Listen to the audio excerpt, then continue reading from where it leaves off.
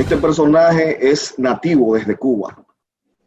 Él es el doctor Wilfredo Padrón, doctor en Ciencias Históricas. Somos colegas. Director académico del Instituto Almaguer para la Formación Humana e Integral. Y actualmente es profesor en universidades cubanas y en universidades de la República Dominicana. El escenario es suyo, doctor. Adelante. Buenas noches, muchas gracias, César.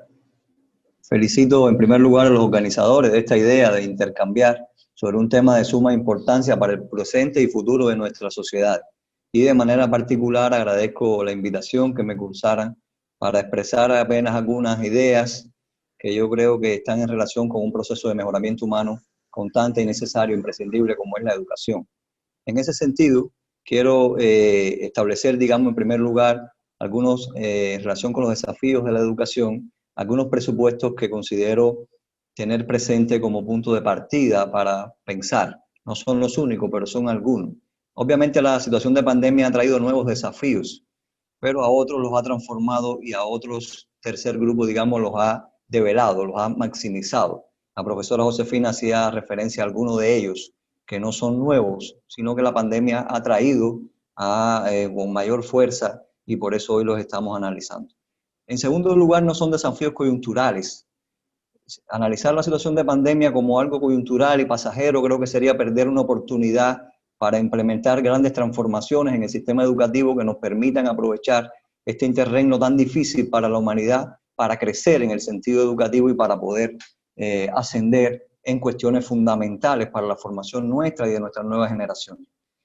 Y en tercer lugar, quiero subrayar que no estamos hablando solo de desafíos para las escuelas, son desafíos de la educación, y la educación no es solo de la escuela, también implica a la sociedad, a las instituciones, a los estados, a la familia, que es fundamental en este proceso y que una de las cuestiones que ha traído fundamentalmente en este momento es la implicación que ha tenido y que tiene que tener la familia en los procesos educativos. Hay desafíos, como ya dije, que tienen que ver con las modalidades, con las vías, con las formas de enseñanza y aprendizaje que debemos asumir en esta situación de pandemia. Eso sí es un desafío, digamos, nuevo, porque no habíamos enfrentado estas situaciones, pero obviamente hay otro tipo de desafío que tienen que ver, que ya ha sido señalado, que tiene que ver con esta virtualidad que hemos asumido, pero que ha develado la existencia de una gran brecha digital, que en la práctica es una brecha socioeconómica de acceso a las tecnologías básicas, solo por hablar de las tecnologías. Y hay además un desafío que ya decía que no es nuevo, que es cómo aplicar soluciones sin menoscabar la calidad de la enseñanza y el aprendizaje. Cómo preparar a nuestros maestros, a nuestros estudiantes, no solo en un escenario de distanciamiento físico, porque el distanciamiento físico es propio también, por ejemplo, de educación a distancia, sino de alto riesgo a través de ese intercambio social, de ese intercambio físico. Por tanto, hay un factor psicológico de temor, de peligro, de amenaza en la relación social de estos estudiantes, de los maestros, de todos los implicados en el proceso, que añade un agravante al proceso educativo y que no se puede minimizar. Yo creo que en relación con estos retos hay que trabajar en definir las modalidades, las formas, las vías para la enseñanza. Esto no puede quedar indefinido ni puede quedar a la espontaneidad. No es recomendable tampoco, como en muchos casos se ha hecho, hacer un híbrido ahí entre modelos pedagógicos, formas, vías de comunicación, métodos, sistemas de evaluación. Yo sé que en un inicio fue difícil asumir esta situación y continuar la enseñanza. Pero a punto de partida que ha pasado ya un tiempo, creo que debemos reflexionar hacia dónde debemos mirar y dónde debemos sentar nuestras bases y no dejar esto a la improvisación. Indudablemente que esto implica un liderazgo institucional, pero al mismo tiempo, y es donde baso la esencia de mi intervención, requiere de una elevada participación de todos los actores del proceso educativo. Estoy hablando de los centros educativos, de sus directivos, de los maestros, de los estudiantes, de los padres, de la familia, de los representantes, digamos, comunitarios de la sociedad en sentido general, porque esta participación va a permitir que los cambios que se implementen estén adecuados a las necesidades y posibilidades, a las potencialidades de los implicados en este proceso.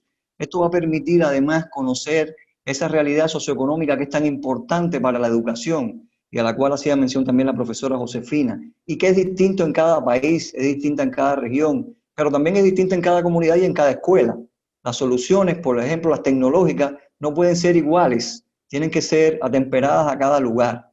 Yo he tenido, por ejemplo, en clases que he explicado el uso de la tecnología, de todo lo que puede hacer, y he tenido maestros que me han dicho, profesor, donde yo trabajo apenas hay internet para el WhatsApp. O sea, todo puede ser, pero en realidad las condiciones socioeconómicas de ese lugar implica que la solución sea local, que sea incluso comunitaria o que sea incluso a nivel de escuela.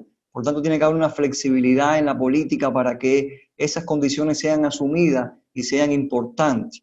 Al respecto, yo creo que hay que acotar, porque estamos hablando también, todos hemos participado, o sea, hemos ofrecido opiniones en torno a eso, y es obviamente algo imprescindible en estos tiempos, el asunto de la tecnología. Pero al respecto yo quisiera acotar que no es asunto solo de medios materiales, sino también de acceso a Internet, como se ha dicho, de dominio de tecnología, pero también de disponibilidad de tiempo, de sostenibilidad económica, de armonía familiar. O sea, no solo podemos pensar que dando una computadora y un acceso ya resolvimos el problema de la educación virtual, porque la educación virtual es mucho más que eso. Significa trasladar el escenario a la casa, y en la casa se suman una serie de bondades, pero también de complejidades que pueden favorecer o no el proceso educativo. La participación además sumará y comprometerá aún más actores decisivos, pues no se puede olvidar que, como ya dije en un inicio, la educación tiene un profundo impacto en la sociedad. Y también este cambio nos permitirá potenciar, reconocer el papel que tienen nuestras escuelas. Yo creo que eso es fundamental, y dentro de ella a una figura tan importante, pero de alguna manera deteriorada a nivel mundial, que es el maestro. Si le damos participación al maestro en este proceso, para que también aporte sus ideas, sus soluciones, para que también a partir de esa flexibilidad y de las características de su centro educativo y de su escuela pueda crear, puede innovar, puede inventar a partir de lo que tiene en la mano, a partir de lo que él puede disponer, y lo empoderamos de esa manera, obviamente sin separarse de los lineamientos esenciales, pero sí dándole un nivel de creatividad. No solo aportaremos al maestro, siempre pensamos que el maestro solo se puede reconocer aumentándole el salario o dándole una computadora, pero también podemos reconocer al maestro si se siente con voz, si se siente con decisión, si se siente como un actor decisivo dentro del sistema educativo, y eso yo creo que es importante. No solo el maestro de los grandes escenarios, o que va a eventos y que va y que es reconocido y puede escribir un libro. Estoy hablando de los maestros de nuestros niños, de nuestros jóvenes, ese que día a día va a un colegio, va a una escuela y da lo mejor de sí en las condiciones que tiene. Es una figura, como ya decía, que requiere de un amplio respaldo, no solo material, sino también moral. Obviamente que ocultar, determinar estas condiciones nos llevaría a darle un privilegio a un principio de la educación, que es acercarnos. La educación tiene que acercarse, tiene que parecerse a las necesidades de sus protagonistas, a lo que ellos requieren, y por tanto, en la medida que podamos implicar a las personas, a más personas como parte de este proceso, que insisto, no lo remito solo a la escuela, no lo remito solo a los directivos, a los maestros, a los estudiantes, sino también a la familia, que ha venido a potenciarse como un actor esencial en este proceso educativo. Entonces estaríamos llevando ese principio de la educación a una gran realidad, que es buscarlo, acercarse a sus protagonistas y a sus más necesitados. Desde ese punto de vista, y atendiendo a que el tiempo también es breve y debemos ser respetuosos, cierro mi intervención con una frase de José Martí, héroe nacional de Cuba, que considero muy adecuada para estos tiempos. Educar es depositar en el hombre toda la obra humana que le ha antecedido. Es hacer a cada hombre un resumen del mundo viviente hasta el día en que vive. Es ponerlo a nivel de su tiempo para que flote sobre él, y no dejarlo debajo de su tiempo, con lo que no podrá salir a flote. Es preparar al hombre para la vida. Muchas gracias. Muchas gracias a usted, maestro, por la magistral intervención.